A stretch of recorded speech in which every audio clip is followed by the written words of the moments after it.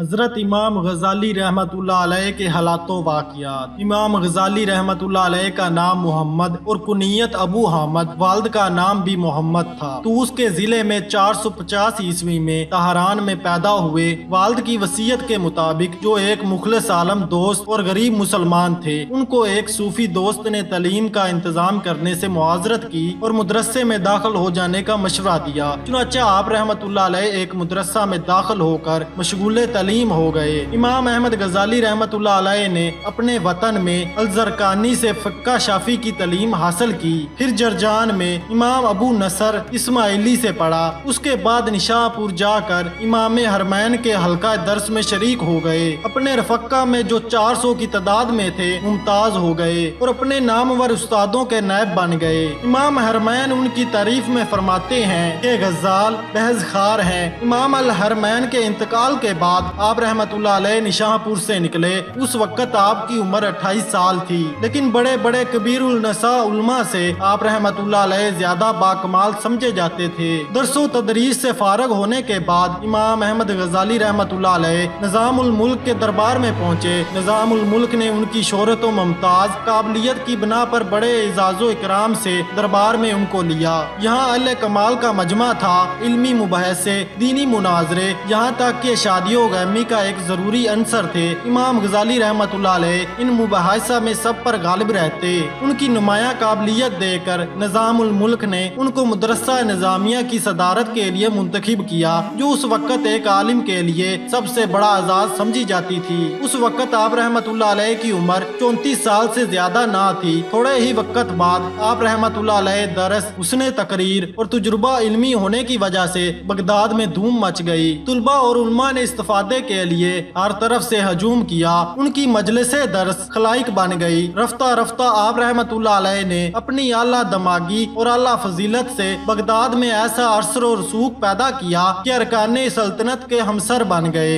آپ رحمت اللہ علیہ کی پہلی اور سب سے بڑے کارنامے کی تفصیل یہ ہے کہ فلسفہ الحدود باطنیت کے خلاف اس وقت جو کچھ کیا جا رہا تھا، اس کی حیثیت صرف مدفت اور جواب دہی کی تھی۔ اس وقت تک فلسفہ اسلام پر حملہ آور تھا اور متکمین اسلام صفائی کے وکیل تھے۔ فلسفہ اسلام کی بنیاد پر پیشہ چلتا تھا۔ اسو وقت تک متکمین اور علماء اسلام کے گروہوں میں کسی نے فلسفہ کی بنیاد پر گرہ لگانے کی اجازت نہیں کی۔ فلسفہ جن مضروفات پر قائم تھا، ان پر گرہ لگانے اور خود ان پر علمی تنقید کرنے کی صدیوں تک کسی کو ہمت نہیں ہوئی۔ امام ابو الحسن اشعری کو چھوڑ کر جن کو فلسفے سے براہ راست واسطہ نہیں پڑا، پورے علم و کلام کا لہجہ معاذرت امیز تھا۔ امام غزالی رحمت اللہ علیہ پہلے شخص تھے جنہوں نے فلسفے کا تفصیلی و تنقیدی مطالعہ کیا۔ اس کے بعد مقاصد فلسفہ کے نام سے ایک کتاب لکھی، جس میں آسان زبان اور سلجھے ہوئے طریقے پر منطق طبیعیات کا خلاصہ پیش کیا اور پوری غیر جانبداری کے ساتھ فلسفہ کے نظریاتی و مباحثے کو مدون کر دیا۔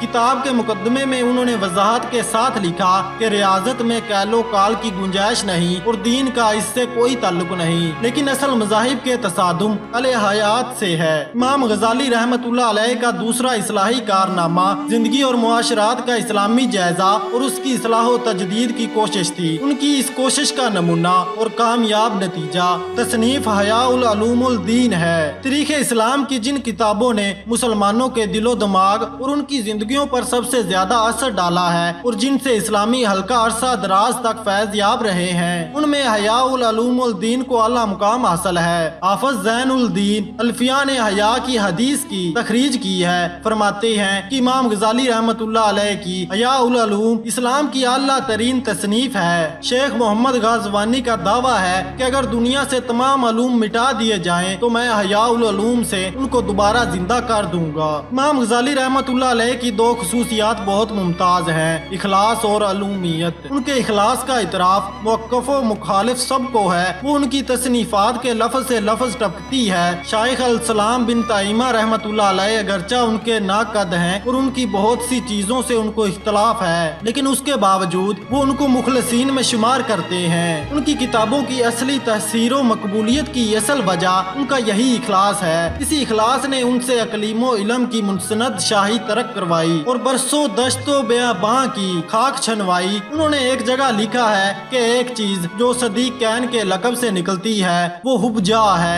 उनकी आखिरी जिंदगी शहादत देती है कि वो इस मुकाम से महरूम नहीं रहे। आप रहमतुल्लाह अलैह की अमली कमालात, ताकतवर और जामिया शख्सियत का ये नतीजा था। उन्होंने आलमे इस्लाम पर गहरा असर डाला। उनकी अहदो आफरी तसनीफात और मुबहस ने इल्मी हलकों में एक जहनी तमूज और फिक्री हरारत पैदा कर दी और इनको नई गजा और ताकत पहुँचाई। इस्लाम की जो चंद शख्सियात सदियों तक आलमे इस्लाम के दिलों और दिमाग पर और उसके इल्मो फिक्र हलकों पर हावी रही, उनमें एक इमाम गजाली रहमतुल्लाह अलैह की शख्सियत भी है। इमाम गजाली रहमतुल्लाह अलैह ने यह जमाना इल्मो दीनी इस्तगलाल में गुजारा। वो हदीस की तरफ ऐसी तवज्जो नहीं कर सकते थे जैसी उन्होंने उलूमे अलकिया की तरफ की थी, इसलिए उनको अपनी इस कमी को पूरा करने का ख्याल हुआ। चुनाचा एक मशहूर मुहद्दिस हाफिज उमर बिन अबी को अपने यहाँ मेहमान रखा, उनसे सही बुखारी का दर्स लिया और उसकी सनद हासिल की। यह अखीर जमाना उनकी हदीस के मुताला और इस्तगलाल में गुजारा। इंतकाल से 1 साल पहले उन्होंने 504 ईस्वी मुस्तफा लिखी, जो असूली फिक्का के अरकान सालसा में शुमार की जाती है और उलमा ने उसके साथ बड़ी अनायत की है। ये उनकी आखिरी तसनीफ है। इमाम गजाली रहमतुल्लाह अलैह ने तबरान में 14 जमादुल आखिर 505 ईस्वी में 55 साल की उम्र में इंतकाल फरमाया।